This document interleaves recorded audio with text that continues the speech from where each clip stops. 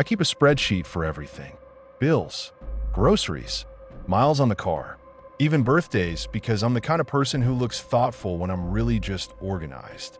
I use that same brain on my coworker. She was good at her job in a way that made my own competence feel thin. People liked her without effort. She didn't do politics. She just walked through them like they were mist. And I hated her for that. Not because she did anything to me, because she didn't need me. It started small like rot does. In meetings, I'd correct her on tiny stuff. Not the meat of the work, just little corners. A number rounded the wrong way. A phrase I could call misleading. A definition everybody already knew. I'd smile while I did it. I'd frame it as clarifying. I let my tone carry the little knife. People would laugh because it sounded harmless, and once they laughed, it became harmless. She'd blink, nod, keep going, trying to stay professional, and that made me feel powerful in this quiet, disgusting way. My real skill was listening. I remember details and filed them away. Her kids' sleep issues, her husband's layoff scare, her mom in the emergency room, the one deadline she missed because she was in a hospital hallway on her phone. Normal human cracks. I treated them like leverage. I even started a tab for her in my personal file. Nothing labeled with her name, just initials and dates, because I like the feeling of control more than I like being honest. I didn't spread one big lie. Big lies get examined. I spread 10 small ones, each with just enough truth to make them sticky. She's been distracted lately. She's overwhelmed. I'm worried about her judgment. I said it like I cared. I said it to the right people, the ones who love gossip but hated feeling like gossips.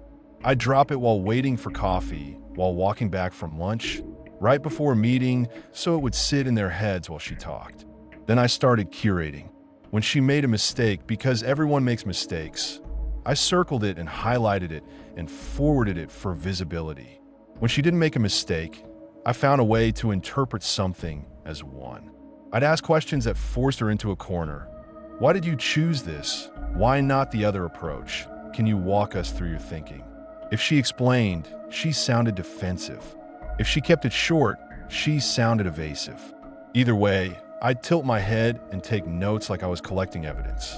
I pushed deadlines that set her up to stumble.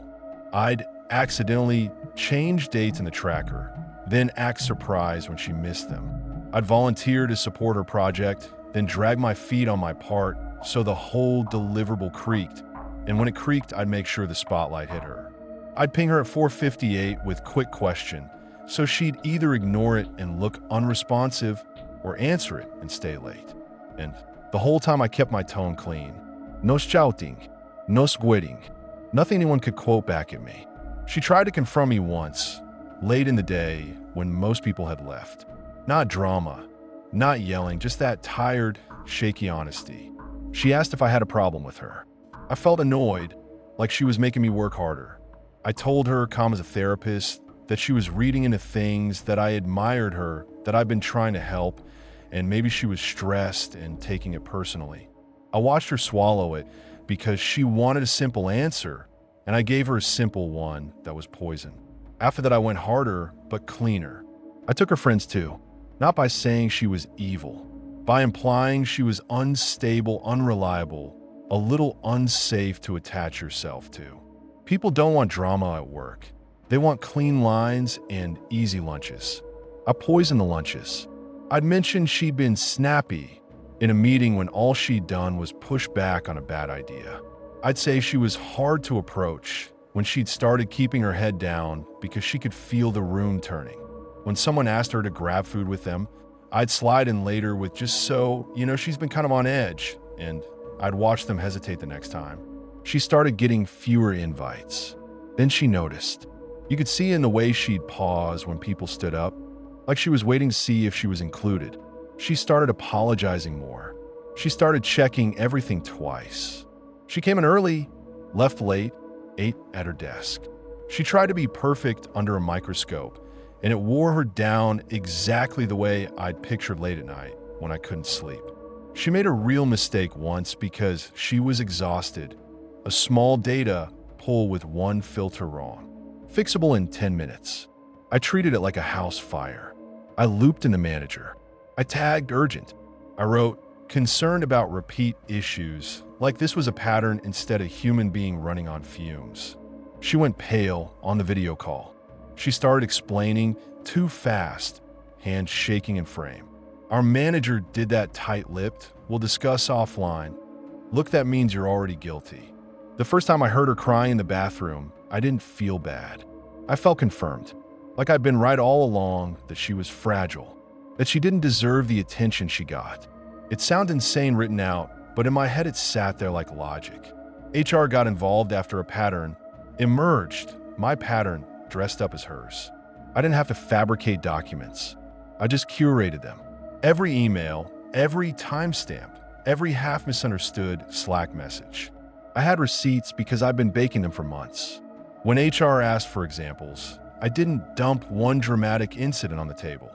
I handed them a timeline, a folder, a story with bullet points. I used words like risk, capacity, support, and team impact. I acted like it hurt me to say any of it. They put her on a performance plan. I watched her read the document with her mouth slightly open, like she was trying to swallow a hook. She kept saying she didn't understand. She kept saying she was trying. She asked what exactly she had done wrong, and the answers were always vague because vague is impossible to beat. She started documenting everything. She'd follow up every conversation with an email. She'd screenshot approvals. She'd keep logs, and it didn't help because the plan wasn't built to help her. It was built to justify getting rid of her. Every week, there was another check-in, another list of opportunities, another reminder that her job was conditional. People stopped coming to her for help because they didn't want to be associated with a sinking ship. She started flinching when her notifications went off. I saw it, a tiny twitch in her shoulders, like her body expected trouble. She tried to push back. I watched her do it like it was CPR on herself. She brought a notebook into meetings, pages of dates and approvals, and she'd slide it across the table like proof should matter. HR nodded, took notes, asked her how she felt the team was perceiving her, which is just a fancy way of saying perception beats reality. After one check-in, she came out of the room red-eyed and furious. And for the first time, she stopped being polite with the rest of us. She asked people, right there at their desks, why nobody would look her in the face anymore. Someone told her she was making it uncomfortable. Someone else said she should just focus on the plan. I sat there with my screen open, pretending to be busy, and my stomach actually jumped because for a second I thought she might name me. She didn't. She just went quiet again because even anger gets you labeled, and she could feel the label waiting. She lasted 6 more weeks. Then she quit on a Friday. No farewell email. No cake. Just a silent absence that made people uncomfortable for half a day, and then it turned into a new topic. After she left, the office got lighter. Not because she was heavy, because the tension I'd been generating finally had nothing to feed on. And that's when the guilt should have hit, right? That's the part where a decent person gets sick and confesses. What I felt was relief, pure, clean relief, followed by a disgusting kind of pride. I moved a person out of my way without raising my voice. I made a whole room decide she wasn't worth keeping, and they thought it was their own conclusion. A year later, I ran into her at a pharmacy. She didn't recognize me at first. She looked smaller, not physically, but like she'd learned to take up less space. She avoided eye contact like she expected punishment from strangers. She fumbled a bottle of vitamins, picked it up too fast, apologized to nobody. Her hand shook. That's when it finally landed. I didn't just take a job. I taught her a lesson her body remembered. I put fear in her movements. I walked past her and didn't say a word. Not because I was scared of being found out, because speaking would have been admitting she was real, and the version of me that did this still wants her to be a concept. I went home and updated my spreadsheet for the week like nothing happened.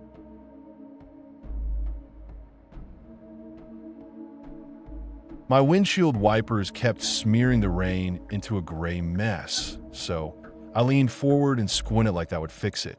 The crosswalk light blinked red. I still rolled through. I didn't gun it. I didn't do anything dramatic. I just didn't stop because stopping felt like admitting I'd already been careless for the last 10 minutes. Texting with one hand, steering with the other, telling myself I was good at it. I wasn't even in a hurry. That's what makes me want to punch my own teeth out when I think about it. The road shined wet and flat, headlights turning everything into the same gray glare. My phone buzzed again, and I glanced down like an idiot, thumb already typing back at some work message like my pride needed defending right now. The shape stepped out from between parked cars. Not a silhouette, not a movie scare. A person, hoodie, cheap sneakers that flashed white. They lifted one arm like they could wave me off, like I was a dog about to piss on their lawn. I saw their mouth open. I didn't hear a word. I hit them with the front corner. Not full on, not center mass, not the kind of hit you see in slow motion. The sound was worse than the sight. A hard thud and a scrape, ugly, mechanical, like a shopping cart catching on concrete. My right mirror snapped inward and slapped the window. The jolt ran straight into my wrists and up my arms. The hood dipped, then popped back up. The car kept rolling like nothing happened, and my body went with it. That's the part people don't get when they say, "How could you?" My brain screamed, "Stop, stop, stop," but my hands held the wheel steady, and my foot stayed down like my muscles picked leave and locked it in. I told myself I'd pull over at the next block. I told myself I'd turn around. I didn't. I flicked my eyes to the rear view for maybe 2 seconds and saw something dark in the lane. Could have been a bag, could have been a body, could have just been my guilt swelling into shapes. Another car's headlights washed it out, and the street snapped back to normal, like it wanted to help me pretend. My phone slid off my lap onto the floorboard. I left it there. I drove with both hands on the wheel, knuckles white, shoulders up by my ears. Every cross street felt like it was waiting to jump me. Every parked car looked like it had another person ready to step out and make me pay. 3 miles later, I realized I was crying, loud and stupid. Not even clean remorse. More like my system dumping heat because it didn't know where else to put it. I kept repeating this little lie in my head. I only clipped them. They got up. They're fine. They're yelling at me right now to someone who'll listen. I pulled into a grocery store lot and parked way out in the dark, far from the lights, like a coward trying to hide from God. I got out in the rain and walked around the car like I was inspecting a crime scene I didn't cause. The lot smelled like wet asphalt and dumpsters. There was a dent in the front right fender. Not huge, just enough to catch the light. A smear across the paint that looked like road grime and maybe fabric. No blood, no dramatic proof. Just damage that whispered, "Oops," more than felony. I rubbed at it with my sleeve until the sleeve went filthy and my fingers started shaking. My hands wouldn't stop. I kept looking up, waiting for headlights, a siren, a voice behind me. Nothing, just rain and the distant hiss of tires. I tried to call 911. I actually did. I hit the icon and watched it ring once, twice, and then I thumbed it off because the idea of saying out loud, "I hit someone and I ran," made my chest clamp shut. I sat back in the driver's seat, shaking like I was freezing and I wasn't cold. I drove home slow as hell, stopping perfectly at every sign like I was performing innocence for a camera that wasn't there. When I parked, I sat with the engine off and listened to the ticking under the hood, trying to decide if I was about to call again or keep being the worst version of myself. I went inside instead. I took a shower, so hot my skin went raw, like heat could burn the night off me. I threw my hoodie in the wash, even though it didn't touch anything. I wiped my phone. I wiped the steering wheel. I did busy little cleansing rituals because they were easier than doing the right thing. I sat on the bathroom floor with local news open, refreshing like it was a prayer. Nothing that night. I told myself that meant they were fine. Then I thought, or nobody found them yet. The next morning, before work, I drove back toward the area like I was going to fix it with a do-over. I got 2 blocks away and turned off into a side street and just sat there. I couldn't make my hands steer into that intersection. I pictured the wet shine, the arm, the thud. I drove away again and hated myself for it. At work, I tried to function like my brain wasn't split. Every time my phone buzzed, my pulse jumped. Every time a delivery guy walked past the window in a hoodie, my stomach lurched. I snapped at a coworker over a stupid question and then apologized too fast, too loud, like saying sorry could erase bigger sins if I said enough. I kept seeing that arm in my head, that useless stop gesture like their body tried to save itself, and I just shrugged and kept going. A hit and run got mentioned the next afternoon. Pedestrian hospitalized. No photo, no name, driver fled. I read that line until it stopped being language. I read comments, and people went feral, calling the driver a piece of shit, saying they hoped I crashed, hoping I got what I gave. One person swore they heard the impact and ran outside and saw nothing. I kept reading anyway, like pain proved I wasn't a monster, even while I was acting exactly like one. I waited for police to knock. Every engine outside made me flinch. Every car door slam sounded like handcuffs. I started jumping when my own phone rang. Nobody came. Days passed, then a week. The silence wasn't relief. It was this sick, hollow feeling, like the world shrugged and kept moving and I'd been allowed to keep my life. The dent stayed. I stared at it every morning like it was a bruise that didn't belong to my car. It belonged to me. Later, my friend noticed the dent and joked about my battle scar. She wanted to know how it happened. I said the mailbox lie again, and she laughed like it was cute. She kept poking at it, asking if insurance was involved, if I'd reported it, and I felt my temper flare up for no reason. I snapped that it was handled, then immediately swallowed it back because my anger had nowhere honest to go. I laughed too, because that's what you do when you're trying to stay inside your normal life.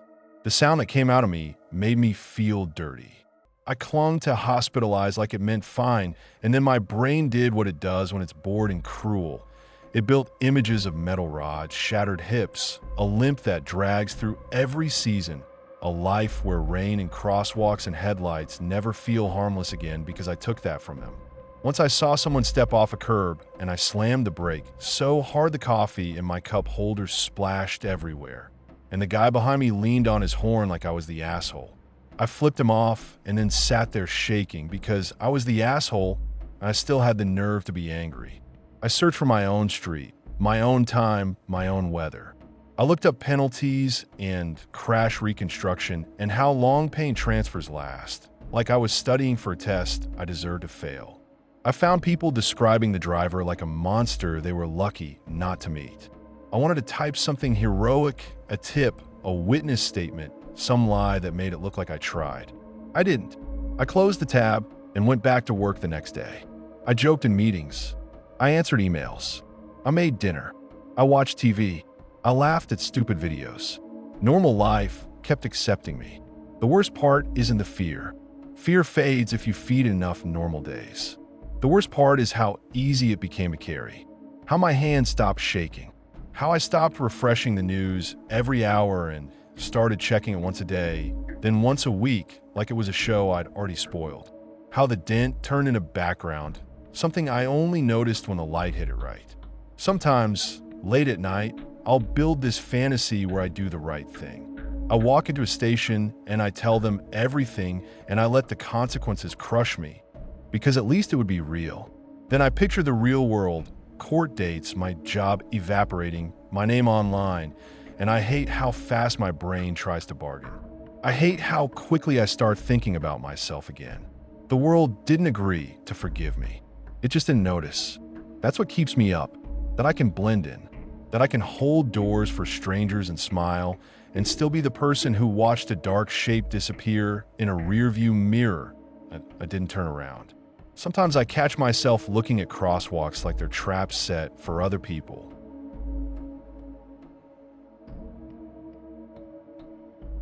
The first thing I stole from him was his routine. He walked out of the building at 7:18 most days. Not around. 7:18. He'd check his phone at the same corner like it owed him a message. He paused for the same traffic light like it could write him up. I learned his path the way you learn a song you hate but keep hearing. Step, pause, glance, swallow, go, until my feet started doing it without permission. He wasn't my ex. He wasn't my friend. He was a guy who worked 2 floors above me and smiled at me once in an elevator, and my brain latched onto that smile like a hook in soft meat. It was a nothing smile. Polite. Automatic. But he looked right at me, and it hit some starving part of me that I pretend doesn't exist. I rode that stupid little hit all day. Then the next day, I caught myself waiting for it again. I started dressing faster in the morning like his face was a deadline. I told myself I wasn't doing anything wrong because I wasn't touching him. I was just noticing. I was just being curious. I was just passing time. So I started noticing harder. I moved my coffee break by 10 minutes. I took the long way to the copier. I drifted through the lobby at 7:15 with my phone in my hand, so I'd look busy, not pathetic. The first time I timed it right and saw him step out at 7:18, my chest warmed like I'd won something. It scared me, and I still chased it. Then I started engineering my day around his. I timed my walks. I stood in places where I could catch him by accident. I got good at looking surprised. It leaked into everything. A meeting ran late, and I clenched my teeth so hard my jaw ached. Someone asked me to cover a task at 7:10, and I snapped like they'd slapped me. A coworker joked about how I was always downstairs, and I bit their head off in front of everyone. I apologized later and blamed stress. I never blamed him.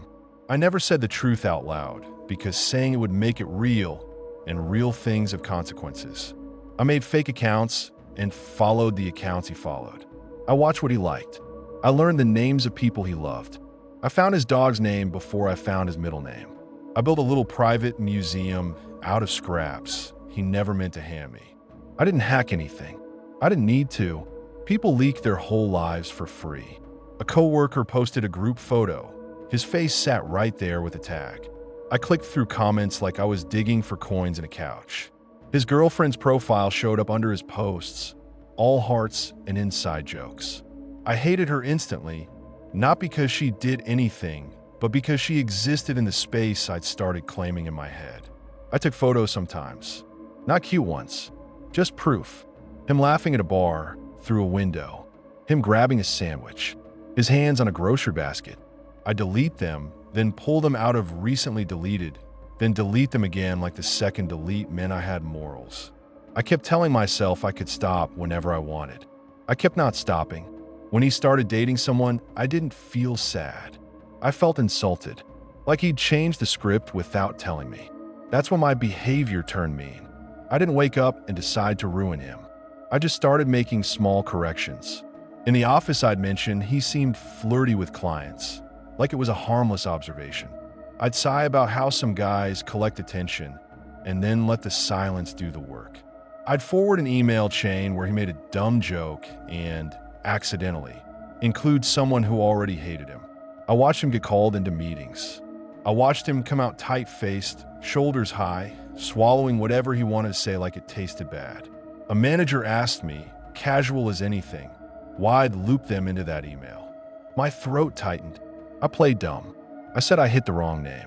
They stared a beat too long like they didn't buy it, and I walked back to my desk with sweat in my palms, heart banging like it wanted out. That should have stopped me. It didn't. It just made me sneakier. Online I got worse. I'd message his girlfriend from burner accounts with little questions, little doubts. Nothing you could screenshot into a clean accusation. Is he always that late? Who's the girl from his floor? Are you sure he's where he says he is? Seeds. I planted them and told myself they'd die if they weren't true. They didn't die. She started showing up at his building.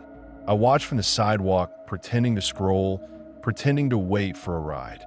She'd stand there stiff, arms crossed, eyes drilling the doors. When he finally came out, she'd close the distance fast. He'd jerk back like she'd touched a hot pan. They'd argue the way couples argue when they're trying not to be a spectacle.